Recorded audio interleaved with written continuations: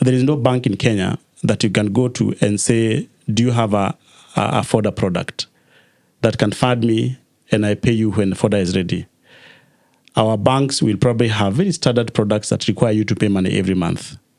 So if you got money and planted your hay and you have to harvest it after 4 months and then it rains and you can't harvest, the bank does not like a person like that. They would rather give money to somebody who is so sure they can be able to pay. And if they have to pay every month, but if they have to give you that money, they will tell you our cost of capital, the cost of money we give you because we are giving you depositors funds, is this level. So we can't give you patient capital. The bank is not the source of that kind of funding. So what we are doing in the Kenya's first Fodder contracting and investment action, KFCA 1, which is going to be the first ever investment event for Fodder, we are showcasing two things. First is contracting. Contracting is not very mainstreamed in Kenya, and really in countries that I'm now working on. Contracting is not a very familiar word between farms. Somebody will tell you, bring me this amount of feed, and on gentleman agreement, you deliver, they pay.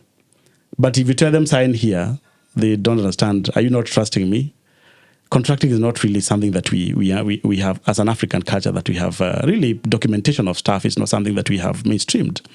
So we want to show that contracting would put us in a better place as a Fodder economy in the face of banks and investors. Because every investor will ask you, you want me to put money in your enterprise, which is a Fodder production enterprise. Who buys from you? So show me the contract or the commitment.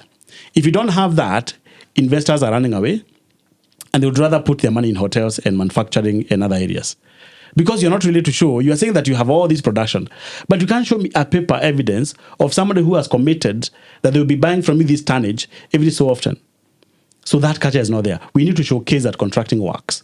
And we begin on that event to show who is contracting who needs how much of feed, and is putting out a pitch out there on somebody who can be able to supply them based on a contract. Number two, you also need to demonstrate to people, this is how enterprises in feed and fodder work. Fodder, basically, that's how they work. This is how they produce money. So if you can put money in a fodder, would you be ready to have this kind of return within this time? Is it interesting for you? Some people are saying that just educate me on how it works.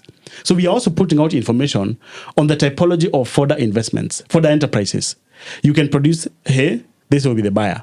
You can produce corn, you can do sorghum. All these have market. And this is how the market looks like. This is how the returns look like. You may not get money in a period of rain, but when the rain is over, we can sell and you can get your money back. This is the kind of mechanization we require. So we give all that information, and we have investors sitting and say, I think I like that, I'm going to put money.